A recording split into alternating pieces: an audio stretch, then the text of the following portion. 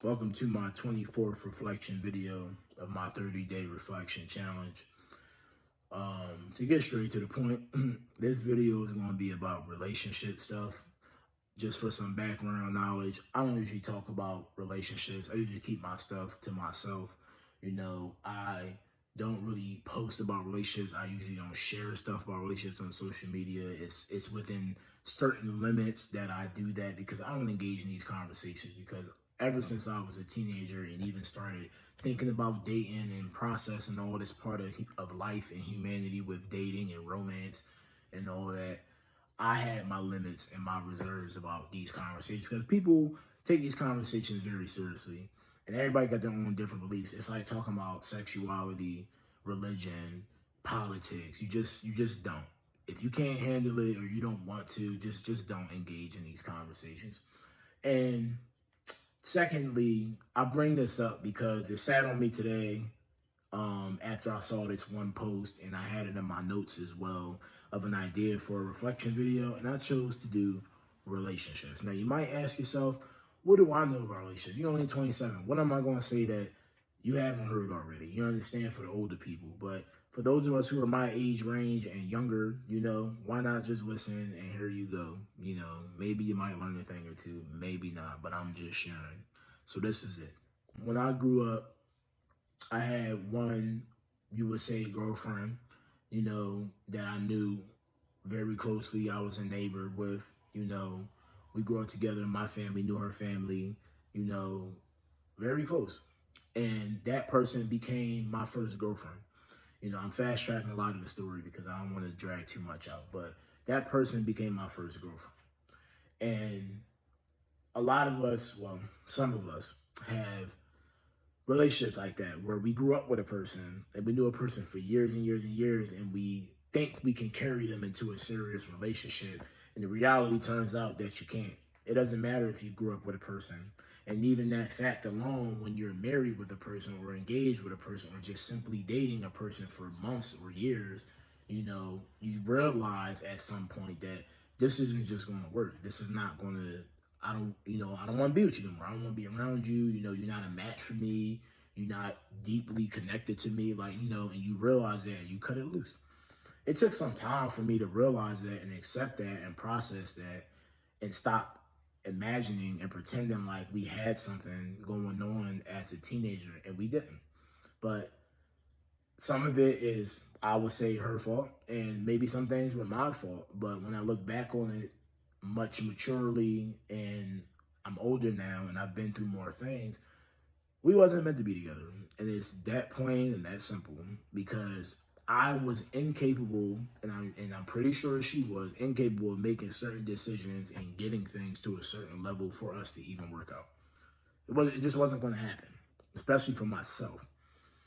So that same relationship, I carried that through high school and pretty much broke it off after I graduated high school, you know. And that was my first ever like kiddie, but kind of trying to make it serious relationship. We all had one of those, I believe. And when I got to high school, I didn't date anyone. Breaking news. This might be interesting for whoever watched this. I didn't have sex with no one in high school. You might not believe that. Hey, some of y'all might be like, well, you're ugly anyway. I could see why you didn't do that. But, like, I didn't have sex with nobody anyway. You know, I know a lot of people used to be like, oh, well, you talk so well, and or you got a nice body, and you're in shape, and you're smart. You can get all the girls and all that. But it didn't feel like that. It didn't seem like that. Not because, it wasn't true, but it was really because I had a lot of insecurity. But then I also was very serious, and I was trying to figure myself out. So I couldn't even allow myself to date or talk to any girls or be with anybody, you know, and as well as not looking or really being very approachable to certain girls. Because we all know that men, for the most part, got to approach first. Very rare, you see a woman go up to a man, you know, or just even as teenagers when you're in high school, that the girl comes up to the guy first. It's very rare. It's not common. So to me, that was a standout trait. If a girl wanted to really talk to me, they would have talked to me. Later that I found out and didn't look back on, didn't think about it, but it did happen. But I'll get to that later. But for the most part, I didn't talk to nobody. You know, that same girlfriend that I mentioned that I grew up with was all I had. But the reality is, we never really had sex. You know, we never really did anything. Never had sex in high school at all. Never really did anything serious. You know, a couple, kisses here and there, went to parties, did things, whatnot, but nothing serious, with anybody. And I don't regret that. Do I at least wish I socialized more and spoke to more females and understood how dating works and the traps and the ups and downs and the things that men and women do, boys and girls do when you're dating people, the jealousy, the clinginess, the this and that. Do I wish I understood that sooner? Of course I do, because it led to me making some mistakes, which I'll get to later. But it was also a learning process, and we all start off and have to learn the same lessons anyway, eventually, and sometimes if you can avoid going through it to learn it, good for you. But for some of us, the way it's just set up in our lives, we just have to go through it. And hopefully we come out on the other side better, new, and improved. So after high school, I got in one relationship. That was very messy, to say the least. I'm not going to spend too much time on that. I'll talk about toxic things and my experiences with that in relationships maybe later. But it just sucks when you waste 2 years and some change of your life dealing with a person for you to feel like I wasted my time. I could have just stayed to myself. I could have just dated. I wish I would have dated somebody else. It's a shame. But it's just life, and we all make decisions like that where you just wish you never was there, you never did it, you never met this person, you never went to this place, you never did these things, but you did, And for me, it mostly happened, which I had to realize after the fact. I only ended up in that situation because I was desperate. I only ended up in that situation because I got tired of waiting for females to come to me and tired of holding myself back. So I picked somebody that probably wasn't the best, but at the same time was a learning lesson. I wished a lot of things didn't happen and I regret a lot of things, but like I said, it's a learning lesson and it was what it was, and it happened as I got older and accepted it for what it was. It happened because, I was desperate. And like a lot of people, when you were a teenager, especially, but at any time in life as well, when you're desperate, you make decisions that you regret. You get yourself in situations that you shouldn't have been in, that you will later wish you didn't get yourself into. But these things happen for a reason, and that's why you learn the lesson to not be desperate and not be longing for intimacy and relationships and socialization and whatever it is that you're looking for. You're not supposed to long for those things, and be desperate and crave those things. You can want it, but you're not supposed to fall victim and fall into the trap of that. And that's just what happened. Plain and simple, keep it honest, keep it real here, 100%. And not to say that there were no good moments and no good times, but it just sucks when you have to think about good things covered by mostly negativity, and that most of the time spent with a person or in a situation wasn't really that great. When you in a better relationship, you have some bad times, you use that bad time to your strength, to your advantage, and be like, we improved past that, we got over that, we worked through that. Versus when you in bad stuff, it's just like, damn, I'm just wasting all this time, stressed out, crying, mad, angry, da-da-da-da-da, and it doesn't go anywhere. So the next relationship after that was met doing work, met at a job, worked together, all that kind of stuff. Ended up dating for about 6 months, 8 months, and it just didn't work out. It was cool. She was respectful. She was a great person.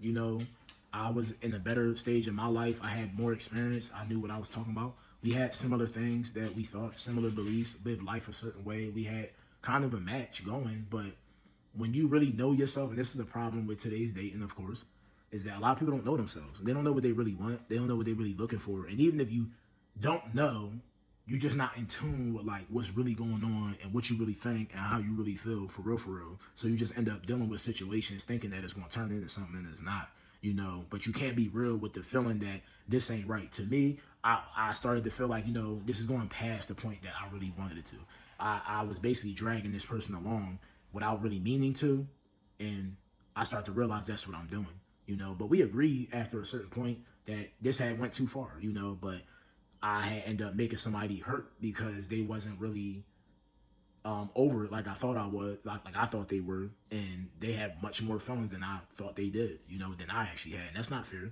And I know a lot of people out here, y'all don't care, you know, a lot of people out here just do what they want. They don't care who they hurt. They don't care what damage it causes a person. I'm not that kind of person. And once I started to realize what that situation was, and when I realized what I had done, it made me feel bad. But that's more the reason why I had to let go of that, because it just wasn't real, you know. And I moved on to the relationship that I'm currently in now. It took some time to get where I'm at today, but you know, I'm engaged, been engaged for a year, you know, planning on getting married, you know, and everything's just good, you know. This is the best relationship I've ever been in. I'm not ashamed to say that as a man. I'm not ashamed to say that as a young person. I'm not ashamed to say that as a black person. I'm not ashamed to just say it, period. Because people got all these different beliefs and things about how marriages and relationships and all that's supposed to work, but you can't care about none of that. You can't care about none of that because that's their life. That's their problem. For me, this is the most fun I ever had. These are the most things that I've ever did. I've gone places and done things that I never thought I would do. You know, I've just experienced life in a totally different way than I ever thought I would. It's not only solely because of this relationship, but I have to be honest and just tell the truth. The way my life is set up is built off the back of the relationship that I have, you know, and there's been tough times, been a hell of a lot of ups and downs, not as much arguing as it was in the beginning, but we are much better than we were in the way things were set up, at least in the beginning, and we're together, and that's it, and that's all. And the reason why this is important, excuse me, like I said, I never would have thought that this was going to happen. And the reason why this is important is because of that fact. You know, I was always messed up as a kid. I was always emotionally unavailable. I was always angry.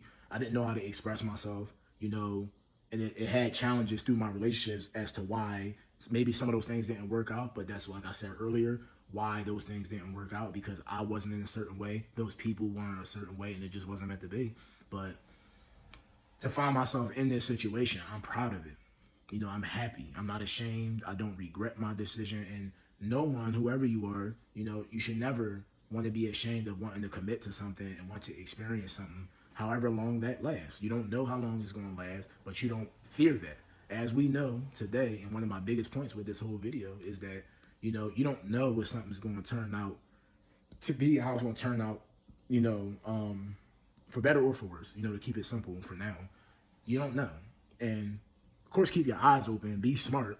You know, we all make mistakes, but once you make a mistake once or maybe a few times, you need to learn so nothing worse happens. But thinking on a positive note, you don't know how well something's going to turn out. You got to put effort into it. You got to care. You got to want it. You got to try. It's really that simple, you know. And I held myself back. Once again, like I said previous times, you know, I held myself back plenty of times in my relationship because I couldn't allow myself to feel a certain way, be a certain way, do a certain thing. Past traumas, family problems, previous relationship problems, whatever, stopping me from being great. You know, stopping my relationship from being great.